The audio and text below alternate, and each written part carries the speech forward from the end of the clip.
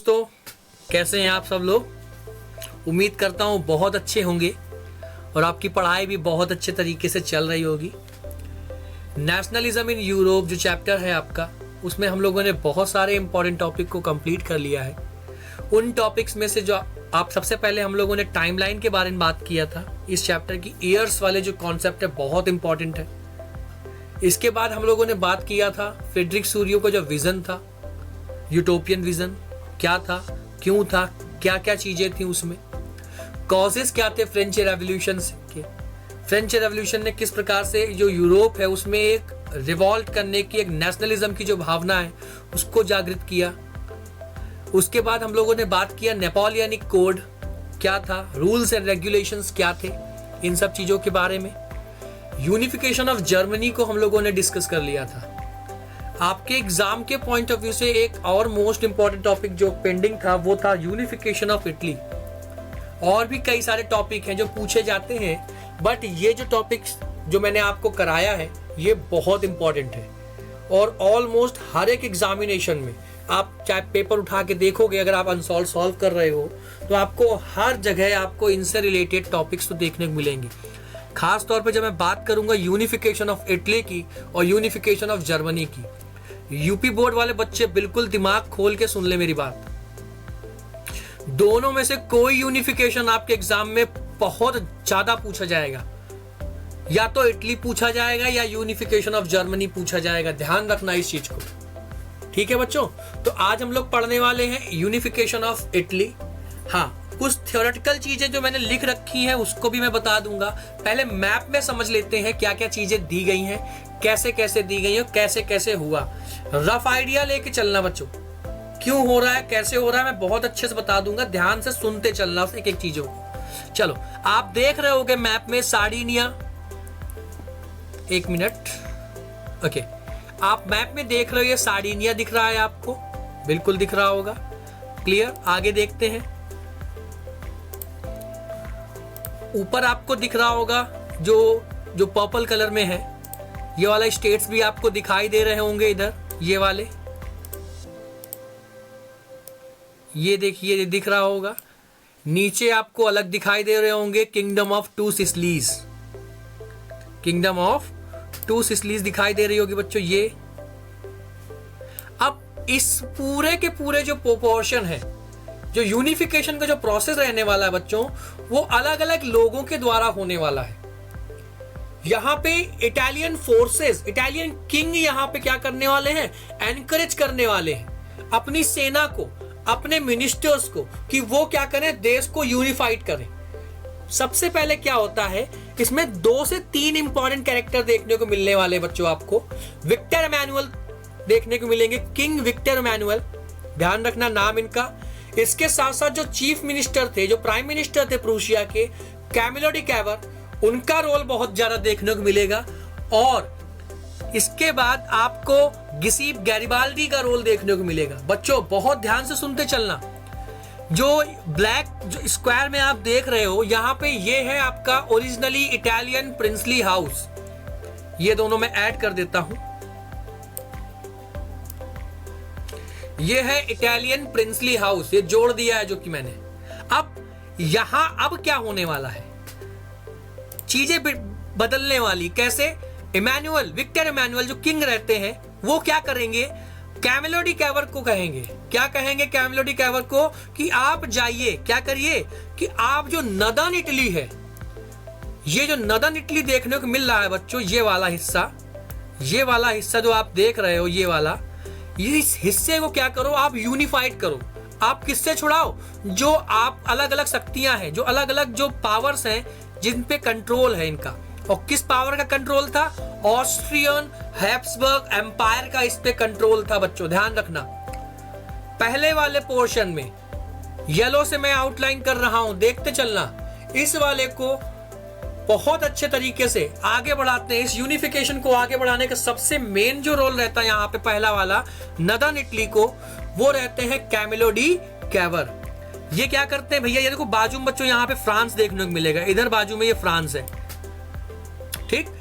Camillo di Cavour क्या करते हैं, फ्रांस आर्मी से, जो फ्रेंच आर्मी है उससे हेल्प लेते हैं और ये फ्रेंच आर्मी से हेल्प लेके, और सार्डिनिया पिडमॉन्ट तो इनके पास है ही, ये तो इटली का है ही, दो देशों की सेना मिला के ये अटैक कर देते हैं इनके ऊपर। किनके ऊपर? जो ऑस्ट्रियन हैब्सबर्ग एम्पायर है, नदर्न इटली है, उसके ऊपर। कुछ सालों की लड़ाई के बाद ये क्या करते हैं, इस हिस्से को जीत लेते हैं, और कहीं ना कहीं अब ये हिस्सा क्या हो गया है, ये सार्डिनिया पिडमॉन्ट का ही हिस्सा बन गया है। किसका हिस्सा बन गया बच्चों? सार्डिनिया पिडमॉन्ट का हिस्सा। तो नदर्न इटली तो चलो यूनिफाइड हो गया, क्लियर हो गया होगा यहां तक। आगे बढ़ते हैं भाई, अब क्या होने वाला है? अब बात होने वाली है सदर्न इटली की। ये व्हाइट वाला पोर्शन, फिर से देखो बच्चों, ये व्हाइट वाला पोर्शन, इसकी बात कर रहा हूं मैं। ये किंगडम ऑफ टू सिसिलीज की, यहां पे रूल कर रहे थे बर्बन डायनेस्टी। वो फ्रांस वाली बर्बन डायनेस्टी नहीं, वो उनका तो फ्रांस से बहुत अच्छा दोस्ती है। ये बर्बन डायनेस्टी स्पेन वाली है। इधर आपको देखने को मिलेगा साइड में, कौन इधर आप जाओगे, मैप में दिख नहीं रहा है, आप जाओगे कहीं ना कहीं आपको वेस्ट में देखने को मिलेगा इटली के स्पेन। और जो किंगडम ऑफ टू सिसिलीज है बेटा, यहाँ पे रूल करने का जो पावर था, रूल कर रही थी, वो कौन सी थी? स्पेन की बर्बन डायनेस्टी। उम्मीद करता हूं यहां तक समझ में आया होगा चीजें। अब हुआ क्या, गिसेप गैरिबाल्डी एक और इंसान, इटालियन आर्मी की विक्टर इमैनुअल के एक और सेनापति यहां पे जाते हैं। कहां पे? किंगडम ऑफ टू सिसिली में जाते हैं, मार्च करते हैं, यहां के पीजेंट्स को इकट्ठा करते हैं, किसानों को इकट्ठा करते हैं, वर्कर्स को इकट्ठा करते हैं और रिवॉल्ट करवा देते हैं। क्या करते हैं? रिवॉल्ट करवा देते हैं इनके साथ, क्योंकि इनकी आर्मी भी रहती है और रिवॉल्ट में ये हेल्प भी करते हैं। बेटा किंगडम ऑफ टू सिसिलीज में लोग ही रिवॉल्ट करना स्टार्ट करेंगे, उनकी हेल्प करेंगे गिसेप गैरिबाल्डी। कुछ समय बाद इटालियन फोर्सेस भी आएंगी, पर शुरुआत कौन करेगा? लोग करेंगे, आम लोग करेंगे। और सपोर्ट करता है कौन? गिसेप गैरिबाल्डी, इटालियन फोर्सेस। और धीरे धीरे जो रिवॉल्ट होता है कहीं ना कहीं एक ब्रॉड मैनर में फैलता है, और यही सब चीजें क्या करती हैं, यहां से भी ये जो पोर्शन आप देख रहे हो ब्लू वाला, यहां से बर्बन डायनेस्टी को खदेड़ देता है। और इसी प्रकार से ये जो सदर्न इटली है ये भी यूनिफाइड हो जाता। अब बचा क्या? अब बच रहा है बच्चों ये बीच का जो आप देख रहे हो, कौन सा हिस्सा? ये हिस्सा, पैपल स्टेट जिसको आप कहते हो। यहां पे रूल कर रहे हैं कौन?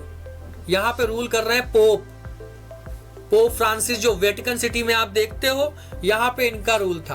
भैया नॉर्थ वाला कैवर ने करवा दिया, साउथ वाला गैरिबाल्डी ने करवा दिया। अब मिड वाला जो पोर्शन है उस पे वो तो अपने आप ही उन्होंने छोड़ दिया। क्या कि आप, इनके पास सेना नहीं थी लड़ाई लड़ने के लिए, तो अब ये क्या करेंगे, ये सारा का सारा कंट्रोल दे देंगे किसको? इटालियन प्रिंसली हाउस को, बिना लड़ाई करे। और इसी प्रकार से पूरा नॉर्थ और साउथ, और इसके साथ साथ बेटा जो मिडिल सेंट्रल इटली है, वो पूरा का पूरा हिस्सा जो है वो यूनाइट होता है, और ये कंप्लीट होता है यूनिफिकेशन ऑफ इटली। समझ में आया होगा, उम्मीद करता हूं आपको। आगे क्या है बेटा, इस चीज को थ्योरी में समझ लेते हैं, जो मैंने आपको प्रैक्टिकल बताया, प्रैक्टिकल इन द सेंस कि मैप में समझाया। इस चीज को अब हम लोग अच्छे से देखते हैं लिखा क्या है। यही सब चीजें लिखी हुई हैं।